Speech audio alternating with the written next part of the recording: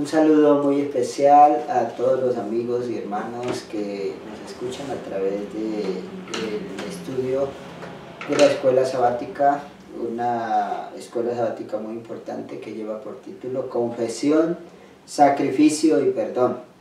Podemos decir que son los tres pasos importantes para la salvación. El primero, que es la confesión, porque el hombre cuando se siente pecador tenía que, ante el sacrificio que llevaba, colocar las manos sobre él, confesar su pecado y luego sí sacrificaba la víctima, y por eso en segundo lugar está el sacrificio, y luego después, como fruto de que había confesado ese pecado sobre la víctima, luego había hecho el sacrificio, esa sangre era llevada hacia el lugar santo y ahí se hacía la expiación, que significa la limpieza, y eso como resultado podemos decir que es el perdón. Y ese perdón pues es el que trae la oportunidad de que el hombre tenga salvación, porque en otras palabras la condenación es como el causante de la condenación es el pecado, que hace que el hombre esté sumido en la falta de la esperanza de la vida eterna, ¿no? Está solamente dispuesto a la condenación. Pero ahora, por medio del sacrificio de Jesucristo, por medio de su sangre, de su expiación, el ser humano puede tener ahora la oportunidad de, por medio de esa sangre, al aceptarlo como su salvador personal, puede recibir la expiación de su pecado y ahora tener la salvación. Por lo tanto, podemos decir que el sacrificio de las ceremonias de Israel, todo lo que se hacía allá fue ordenado por el mismo Cristo y se había dado, dice la nota en la introducción, como un beneficio para el hombre, ¿sí? Porque era por fe, el hombre desde ahí estaba prefigurando a Cristo. Pero vamos a entrar en la lección, pero vamos a tener, antes que entremos a dar el desarrollo de la lección, necesitamos la dirección del Espíritu Santo. Por lo tanto, vamos a tener una oración. Doy la bienvenida a nuestro hermano Samuel, que está en este momento con nosotros. Entonces, como director de evangelismo, le voy a pedir que dirija una oración al Señor para que sea el Señor quien nos dirija.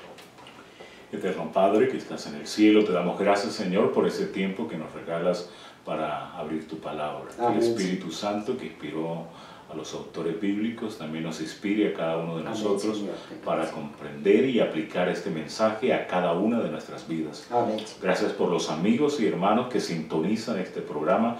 Bendícelos a ellos abundantemente, suple sus necesidades y que tu palabra sea de gran bendición para cada una de sus vidas. Amén. Esperamos en tu presencia, esperamos tu guía y tu iluminación, que la pedimos en el nombre de Cristo Jesús. Amén. Amén.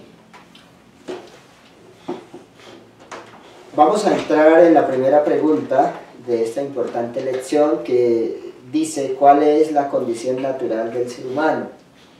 Es muy importante que analicemos esa parte. ¿Es capaz de reconocer su propia debilidad y pecados por sí mismo? Dos preguntas importantes, mi hermano Samuel, para que nos puedas colaborar con esta. Gracias, Pastor Antonio. Sí, entonces la condición natural del ser humano, según la descripción que da Jeremías 17:9, es engañosa en su naturaleza, en su esencia. Tiene el sentido como aquel que toma por el talón, aquel que quiere engañar. Y dice, es engañoso en el corazón más que todas las cosas y perverso. El término también es bastante fuerte, ¿no? Perverso. Y tiene el sentido de algo incurable, que no tiene arreglo. O sea, en definitiva, nosotros como seres humanos no tenemos una solución para el problema del pecado. Siempre nuestra naturaleza va a tender al pecado. El salmista, pues también, y relacionado a la segunda parte de la pregunta, acerca de reconocer nuestras debilidades, dice: los errores, ¿quién los entenderá? Líbrame de los que me son ocultos.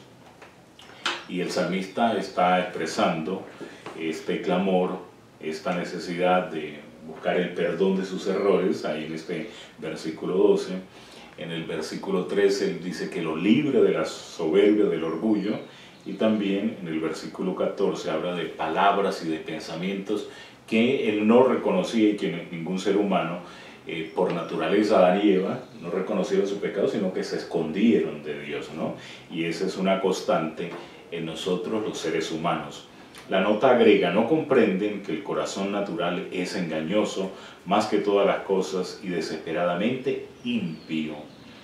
Se envuelven con su propia justicia, están satisfechos con alcanzar su propia norma humana de carácter. Sin embargo, cuán fatalmente fracasan cuando no alcanzan la norma divina y por sí mismos no pueden hacer frente a los requerimientos de Dios. Según esta primera parte, pues es una situación desesperante, no hay camino, no hay solución en el género humano. Pero vamos a ver el primer subtítulo para definir el pecado. ¿Quién nos hace ver que somos pecadores? En la segunda pregunta dice: ¿qué le ha dado el Señor al ser humano para hacer posible este reconocimiento? Y con este medio de identificación disponible, pueden los 10 mandamientos proporcionar justificación a quien los ha transgredido. Pastor Martínez. Muy bien, entonces definiendo el pecado es el subtítulo. ¿Por qué se toma esta parte? Porque para muchas personas hacen diferencia entre el pecado y la ley de Dios. Claro, hay alguna diferencia, pero también Juan dice que el pecado es transgresión de la ley. Entonces cuando la pregunta primera dice que engañoso es el corazón, el engaño más grande es hacer sentir que el corazón humano está bien con Dios y que no anda en pecado. Pero a veces no se da cuenta. ¿Por qué no se da cuenta que anda en pecado? Porque no ha conocido la ley de Dios. Porque en la pregunta, ¿qué ha dado el Señor al ser humano para hacer posible este reconocimiento? Entonces lo que le dio fue la ley de Dios. Porque Pablo ahora en Romanos capítulo 7, en el verso 7, dice: ¿qué pues diremos? ¿La ley es pecado? Hace una pregunta, ¿no? Claro. Pero él mismo la responde, dice: en ninguna manera. Pero yo no conocí el pecado sino por la ley, porque tampoco conociera la concupiscencia si la ley no dijera: no codiciarás. Porque por las obras de la ley ninguna carne se justificará delante de él, porque por la ley es el conocimiento del pecado. Entonces la respuesta a esta pregunta: ¿qué le ha dado el Señor al ser humano para hacer posible este reconocimiento? El reconocimiento del pecado. Lo que le dio Dios fue la ley. Cuando nosotros encontramos a la santa ley de Dios, Pablo define: cuando yo no tenía ley, no tenía pecado. Él hace, en Romanos, él presenta, dice: yo por un tiempo vivía sin ley y no tenía pecado, pero cuando llegó el mandamiento, dice el mandamiento tomando ocasión, él me mató y yo morí. Hace una figura ahí, aunque Pablo no había muerto, cuando expresó esas palabras todavía Pablo no había muerto. ¿A qué se estaba refiriendo? Que él, cuando estaba sin la ley de Dios, cuando no conocía la ley de Dios, él creía que era un hombre santo, un hombre bueno, porque él era un hombre religioso. Y él creía que andaba bien, pero estaba persiguiendo al pueblo de Dios, estaba siendo un criminal porque estaba siendo partícipe de la muerte de los mismos cristianos, pero él creía que él estaba bien, y por eso él dice: cuando yo no conocía la ley, yo estaba vivo, o sea, estaba bien, me sentía carnalmente realizado. Pero cuando se presenta a Jesucristo y le presenta verdaderamente la parte espiritual, porque la ley es espiritual, dice él mismo, y yo soy carnal. Él lo presenta en Romanos 7:14, porque la ley espiritual, mas yo soy carnal, vendido al pecado. Entonces ahí cuando Pablo se despierta y se da cuenta la condición en la que él está. Porque eso es la importancia de conocer la ley, porque la ley me enfrenta ahora ante la justicia divina, y es ante un Dios santo que da una ley santa y nos demuestra que Dios tiene un carácter santo, y es ahí donde entonces yo caigo rendido si reconozco el pecado, porque algunas personas no lo reconocen, pero la persona que en realidad se encuentra con Dios, mira su santa ley, ahora se da cuenta que es un pecador. Y es ahí cuando viene la segunda pregunta, ¿no? Y la ley, a la verdad, pues no hace sino mostrarme el pecado, no puede darme la solución, porque ahí es donde está el problema de que otras personas, aún dentro de nuestros mismos hermanos que creen en la palabra, se cree que es la ley la que nos brinda la solución, la que nos brinda el perdón, la que nos brinda la justificación. Y por eso la segunda parte de la pregunta dice: con este medio de identificación disponible, ¿pueden los 10 mandamientos proporcionar justificación a quien los transgredió? Entonces la ley no puede darle justificación a nadie. La ley lo que hace es mostrarnos el pecado, y al nosotros conocer el pecado vemos la necesidad, y lo que hace es llevarnos al que sí puede ahora darnos la justificación. Y eso es lo que nosotros vamos a mirar entonces, porque el único que puede darnos la justificación ahora, el único que podía darle el perdón, era el sacrificio.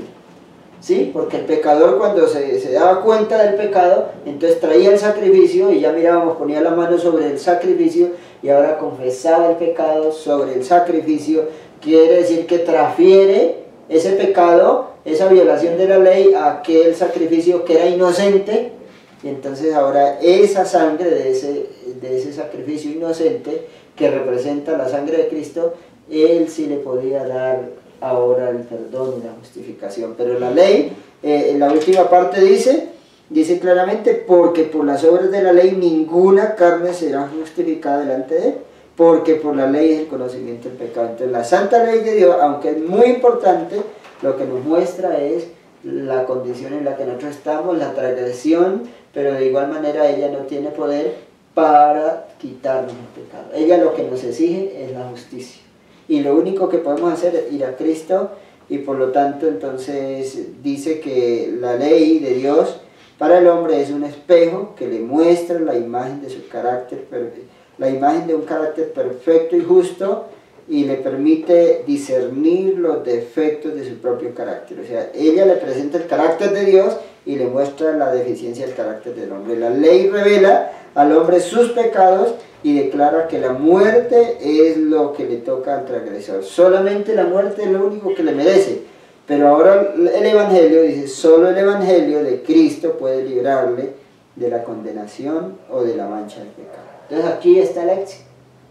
La ley me muestra a Cristo. Pablo dice: el fin de la ley es Cristo. Pero no está hablando del fin de terminar, sino del fin, del ayo o del blanco o la meta, ¿no? El fin de la ley es mostrarnos el pecado, como el espejo cuando le muestra que su cara está manchada. El fin es que usted vaya a limpiarse. El espejo no te puede lavar, pero sí le puede decir indirectamente: vaya a la alberca, vaya allá a la fuente de agua y lávese la cara. Allá es la única manera. Entonces, que el Señor nos ayude para entender. Por lo tanto, ¿por medio de qué se hace eso? El siguiente subtítulo dice: confesión. Y es un punto importante. Mi hermano Samuel dice: ¿qué hará el pecador con la ayuda de la ley cuando reconoce su pecado? Exacto. Entonces, como el pastor Antonio mencionaba en Romanos 10:4, el fin, el propósito de la ley es Cristo, mostrarnos, llevarnos a Cristo, reconocer que somos pecadores. Entonces, como pecadores vamos a estar dispuestos a confesar, ya que nos damos cuenta de nuestro pecado. Sin embargo, ahí la ley tiene ese papel fundamental, y el Espíritu Santo también trabaja, ¿no? Porque según San Juan 16:8, es el Espíritu Santo el que nos convence de pecado.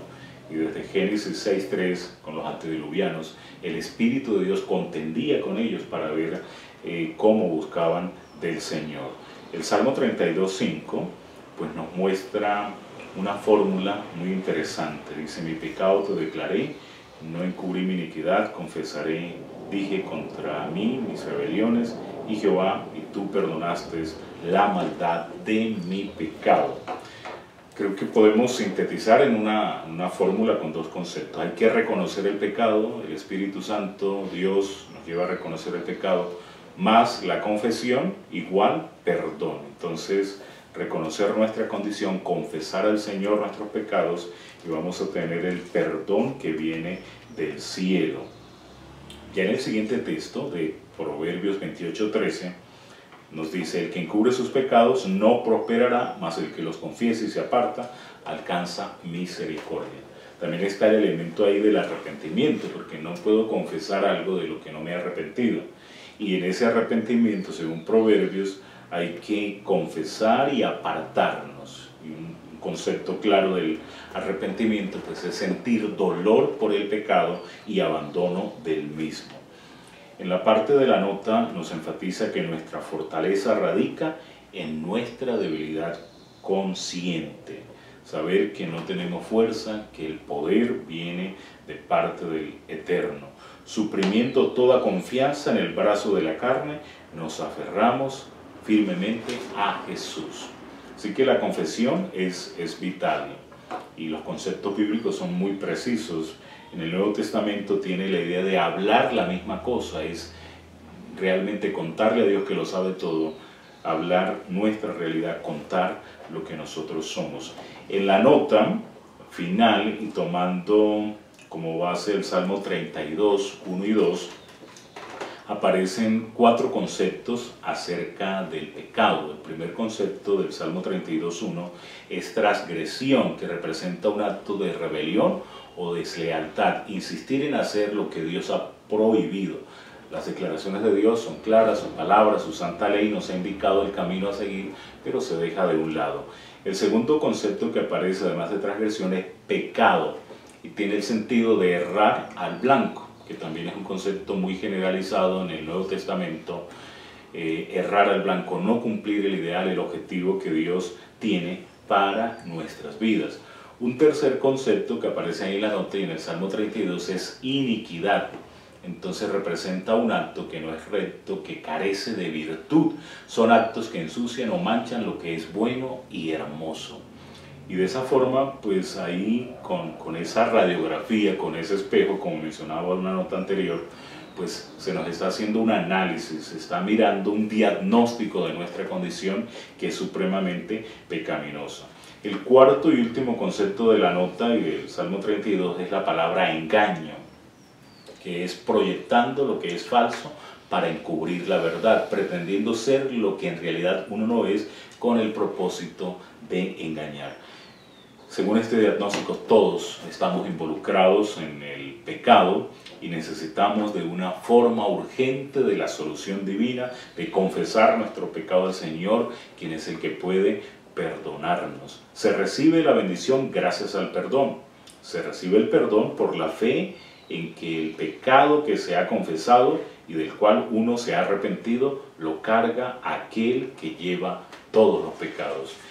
Es un tiempo de confesión que nos invita en esta lección. Vamos a la cuarta pregunta. En el antiguo pacto, durante el sistema ceremonial, ¿qué hacía el pecador arrepentido cuando con la ayuda de la ley se daba cuenta de que había pecado? Pastor Antonio. Bueno, es muy importante que analicemos que en el antiguo pacto estaba movido, bañado en sangre, podemos decir. Había una cantidad de sacrificios, había corderos, machos cabríos, palomas, habían cabras, bueno, había una cantidad de víctimas, porque podemos decir que fue un pacto bañado en sangre. Sí. Pero ¿qué era lo que fue? Una orden dada por el mismo Dios, fue una ley que se llamó la ley ceremonial porque respondía al propósito particular de Dios, digámoslo así, porque era el medio por el cual se le podía dar la oportunidad al pecador, porque todavía podemos decir que este ritual representaba toda la sombra, los símbolos de la obra de Cristo.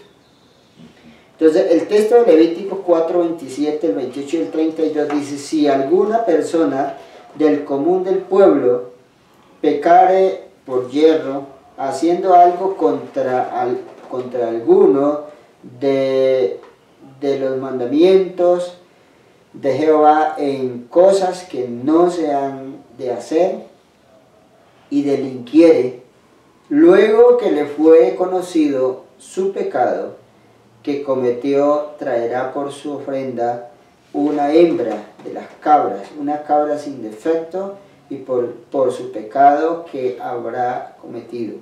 Y si trajere cordero para su ofrenda por el pecado, hembra sin defecto traerá. Entonces aquí podemos darnos cuenta entonces que hay algo muy interesante, y es si alguna persona del común, o sea, cualquier persona que no tiene conocimiento del mundo, en el pecado que andamos, por eso decía que engañoso el corazón, el corazón nos hace sentir que estamos bien y no nos preocupa, pero cuando conocemos a Dios y la ley de Dios nos muestra que estamos en pecado, entonces aquí nos presenta que la solución para esa persona que creía que andaba bien, pero que no sabía que andaba en pecado y ahora se da cuenta la magnitud del pecado que estaba cometiendo, entonces él venía arrepentido y traía un sacrificio. O sea, lo primero que hacía, ¿qué era? Ofrecer un sacrificio. Ya miramos que el primer paso era la confesión, que fue lo que nuestro hermano Samuel nos estaba explicando. Él tenía que confesar su pecado, pero en el mismo momento que confesaba su pecado tenía que hacerlo sobre un sacrificio. Eso quiere decir que transfería su pecado ¿a quién? A ese animal inocente. Pero ese animal inocente, ¿a quién estaba simbolizando? A Cristo, al Señor Jesucristo. Por lo tanto, ellos por la fe tenían que actuar de esa manera, porque ese animal le estaba diciendo, mañana va a haber un ser divino, un cordero que va a ofrecer por nosotros el perdón, la expiación, por medio de esa sangre puede ser perdonado. Eso podemos decir que entonces en el antiguo pacto los israelitas miraban hacia el futuro, ¿no? Ellos cada sacrificio que hacían les estaba diciendo va a haber un día un sacrificio por el pecador. Ese sacrificio apunta a Cristo. Eso quiere decir que ellos miraban hacia el futuro el sacrificio. Pero nosotros hoy ya no nos pasa en el Nuevo Testamento como a ellos, porque entonces nosotros miramos hacia el pasado. Porque nosotros siempre cuando nos damos cuenta que estamos en pecado, entonces vamos a Cristo y decimos, vamos a confiar en aquel que murió hace tantos años en la cruz.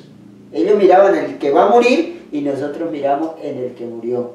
¿Ve? Es el mismo sacrificio, solamente que ellos se le estaba dando por medio de símbolos, por medio de ese animal inocente que no había pecado, tenía que morir por el pecador. Ahora Cristo, sin pecado también, inocente, el Cordero de Dios que quita el pecado del mundo, tuvo que venir al mundo y a morir por el pecador. Pero ahora, ¿qué tiene que hacer el pecador? Lo primero que tenía que hacer el pecador era poner las manos, confesar el pecado y poner las manos sobre el animal para transferir el pecado.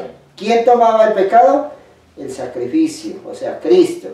Y ahora por medio de su sangre expiatoria, entonces podía obtener el perdón y pues como fruto del perdón podemos decir que es la salvación. Es algo maravilloso ese plan, ¿no? Por lo tanto, dice la ley ceremonial era admirable. Fue la provisión hecha por Jesucristo en consejo con su Padre para favorecer la salvación de la humanidad. Miren que esto fue por el mismo Señor Jesucristo, en consejo con su Padre decidieron dejar este sistema de sacrificio con el fin de darle la oportunidad al hombre que todavía no había conocido a Jesucristo en el sacrificio. Todo el sistema ceremonial tenía un fundamento en Cristo. Adán vio a Cristo prefigurado en la inocente víctima que pagaba la pena de su transgresor de la ley de Dios. Entonces por eso es muy importante el sacrificio. Nosotros hoy no podemos ir por nada aparte de mirar a Cristo como nuestro único medio de salvación. Por eso ya miramos que la ley no podía hacer nada para salvar al hombre. Es la ley lo que me muestra el sacrificio, me muestra el pecado, me hace que yo mire al que me puede perdonar, y el que me puede perdonar es Cristo Jesús. Por lo tanto, en la quinta pregunta, mi hermano Samuel dice, cuando colocaba la mano sobre la cabeza de la víctima, ¿qué confesaba el penitente? ¿Y qué debía hacer con el animal inocente? Entonces, al colocar la mano, confesaba su pecado. Estaba de una forma gráfica ilustrando, demostrando que quitaba ese pecado de su vida y lo traspasaba al animal. Y por eso debía hacerse el sacrificio del animal, la expiación, dice lo degollará, dice Levíticos 4, también 5:5. Entonces se le quitaba la vida, y la nota también enfatiza, podríamos hablar de unos 4 niveles de la transferencia del pecado, según Levíticos 4, bueno, Levíticos 23 también, que está el tema de la expiación, Levíticos 16, y notamos en la nota, primero el pecador colocaba su mano sobre el corderito, sobre la víctima, entonces se pasaba el pecado de ese individuo al cordero. Ahora el cordero era sacrificado y se llevaba esa sangre hasta el altar, al pie del altar también, representación de la cruz donde fue derramada la sangre de nuestro Salvador. Entonces el cordero al santuario. En tercer lugar, ese santuario, pues también el sacerdote tomaba una parte. En la nota, en la parte final, dice: en algunos casos no se llevaba la sangre al lugar santo, sino que el sacerdote debía comer la carne tal como Moisés ordenó a los hijos de Aarón, diciéndoles: os la dio para llevar el pecado de la comunidad, según Levíticos 10:17. Entonces del santuario también había una transferencia al sacerdote, y en el día de la expiación al sumo sacerdote, que hacía una obra de mediación. Pero muy interesante que en ese día de la expiación se echaba la suerte por 2 corderos, y indudablemente que la suerte que caía sobre el cordero que representaba a Jehová era con el que se hacía la expiación, la limpieza del pecado, y de esa forma quedaba eliminado para siempre en estos 4 niveles el pecado, y recibía la culpabilidad el verdadero responsable del pecado, que es Satanás. Por eso también el cordero de Azazel se llevaba al desierto, ¿no?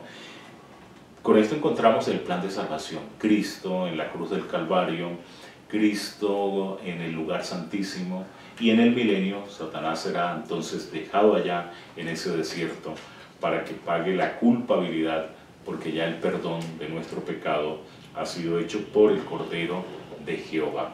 Bendita esperanza de salvación que encontramos aquí. El sacrificio efectivo, en la sexta pregunta, ¿qué se hacía con la sangre de la víctima que simbólicamente tomaba el lugar del penitente? En realidad, ¿quién sería sacrificado un día como el Cordero de Dios para el perdón de las transgresiones del ser humano? Pastor Martínez. Entonces ahora vemos de que aunque la víctima tenía que sacrificarla al pecador, a medida que él la sacrificaba, el sacerdote tomaba la sangre y la llevaba al lugar santísimo durante todo el año, ¿no? En cada momento que se hacía el sacrificio. Ya sabemos que cada año se llevaba hacia el lugar santísimo, que ya lo hacía el sumo sacerdote. Pero en este momento la pregunta es: ¿qué se hacía con la sangre de la víctima que simbólicamente tomaba el lugar del penitente? Entonces ahora la sangre era la que entraba hacia ese lugar santo, pero no la entraba el mismo pecador, sino que la entraba el sacerdote. ¿Por qué? Porque el sacerdote representaba a Cristo, que después de que él murió y resucitó, entonces ahora por medio de eso, de su muerte y resurrección, fue llevado al cielo y comenzó a hacer una obra intercesora en el lugar santo, allá en el santuario celestial. Entonces por eso no podía ser el mismo pecador, porque el pecador no podía ser el mismo sacerdote, sino que la hacía el sacerdote que representaba a Cristo. Por eso, dentro de la segunda pregunta que nos presenta ahí, ¿quién sería sacrificado un día como el Cordero de Dios para el perdón de las transgresiones del ser humano? Pues ya el Mateo nos dice en capítulo 26, 28, dice: porque esta es mi sangre del nuevo pacto, la cual es derramada por muchos para la remisión de los pecados. Entonces, todo ese ritual del sacrificio, pues no podemos decir que estaba figurando a otro, sino al sacrificio hecho por el Señor Jesucristo. Entonces por eso es tan valioso que nosotros podamos comprender de que ahora era la sangre de ese Cordero de Dios que quita el pecado del mundo, que era la sangre de esos animales, y por eso Pablo dice que la sangre de los machos cabríos no podían quitar el pecado, ¿sí? Pero por eso tuvo que venir Cristo para hacer esa obra, porque era necesario de que hubiera una sangre totalmente de un sacrificio que viniera directamente de Dios. Por eso la palabra nos presenta que he aquí el Cordero de Dios que quita el pecado del mundo, porque era la sangre del mismo Hijo de Dios, la única que podía tener competencia para limpiar al pecador, porque era la única sangre que no tenía pecado. Era la única sangre que no había sido contaminada por el pecado. Por eso es tan importante que comprendamos en esta lección, porque el centro de la lección tiene que ver con la confesión, con el sacrificio y el perdón, y es que es la relación que debe tener todo pecador. Ningún pecador puede decir en este momento, porque todos somos pecadores, ninguno de nosotros podemos decir en este momento que no tenemos la oportunidad de salvación, porque el Señor la ha ofrecido. Que nosotros no querramos reconocer, que rechacemos la santa ley de Dios y estemos creyendo que así estamos bien. No, cuando nosotros vemos a la santa ley de Dios y nos damos cuenta que estamos violando el pecado, entonces ahora podemos acudir rápidamente a Jesucristo, aquel que murió en la cruz del Calvario, y le podemos aceptar como nuestro Salvador, como nuestro sacrificio, y es ahí cuando tenemos el éxito de nuestra salvación, porque ahora Él me puede presentar delante del Padre, y ahora como hacía allá en el santuario, por medio de la nube del incienso, dice que ascendía con las oraciones de Israel, representaban su justicia, que es lo único que puede hacer aceptable ante el Dios la oración del pecador. Entonces, ¿qué es lo que hace Cristo cuando yo lo acepto?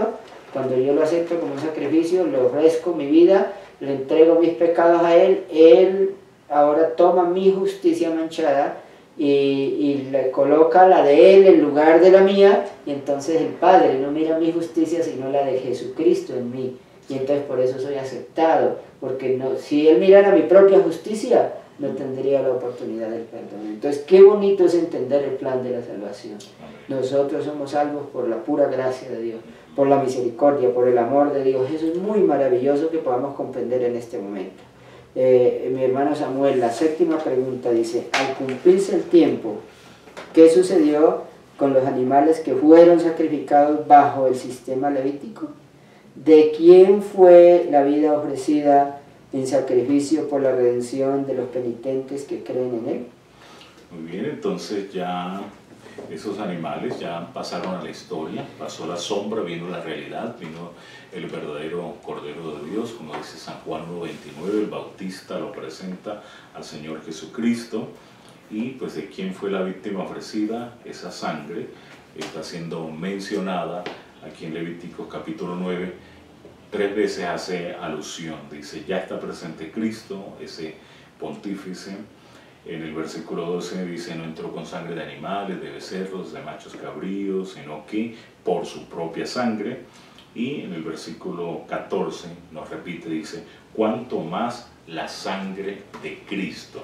Bueno, la obra de Cristo va a ser fundamental, sin embargo la deidad tiene un papel muy destacado, y en el texto 14, Hebreos 9:14, enfatiza tanto al Hijo, al Espíritu Santo y al Padre Celestial, ¿no? Porque dice, la sangre de Cristo, el cual por el Espíritu Eterno se ofreció a sí mismo sin mancha a Dios. Reconocemos, y por ejemplo Pablo en Romanos 3 lo enfatiza, que somos salvos por la sangre, ahí tenemos la obra de Cristo.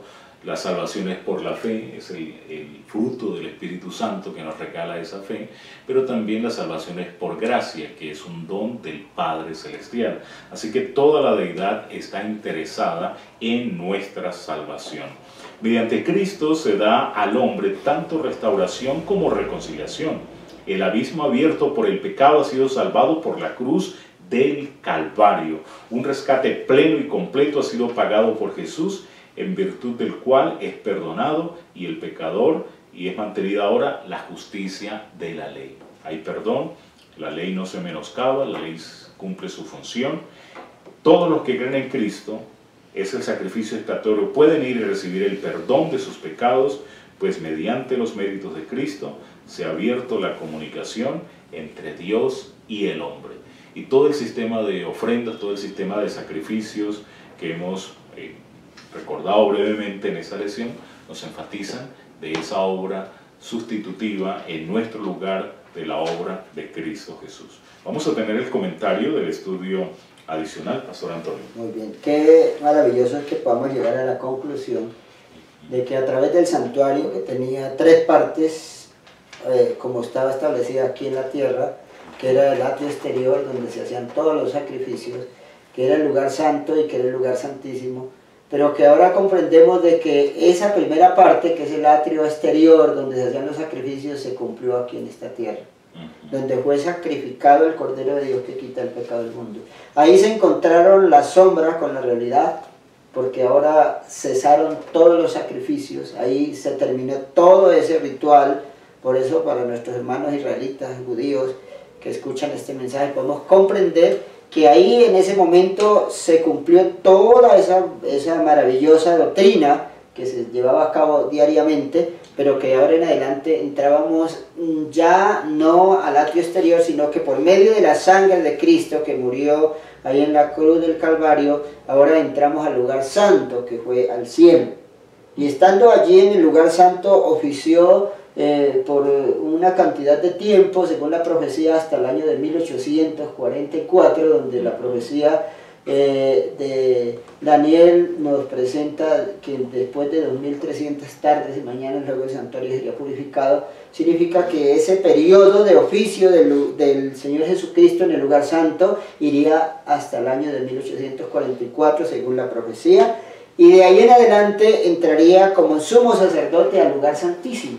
De ahí que él en este momento está haciendo esa obra expiatoria, como en primer lugar como aparece como el sacrificio, en segundo lugar como un intercesor, en tercer lugar como un abogado, luego aparece como un sumo sacerdote, presentando ahora su sangre como el único medio de expiación para que nosotros podamos ser limpios de todo pecado. Y por medio de su obra podemos concluir que ahora todo el que se acerque a él puede obtener salvación.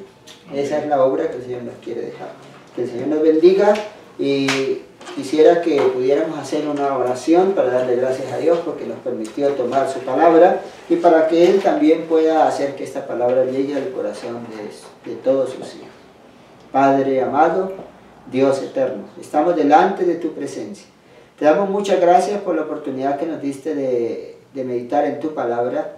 Te ruego, Señor, que bendiga a cada uno de los oyentes que tienen el deseo de aprender, que por medio de tu palabra podamos cada día discernir el plan de la salvación. Te rogamos, Señor, que tú nos des la bendición para que reconozcamos que somos pecadores y que también podamos confesar nuestro pecado. Todo te lo pedimos, Señor, en el nombre de nuestro Señor Jesús. Amén. Amén.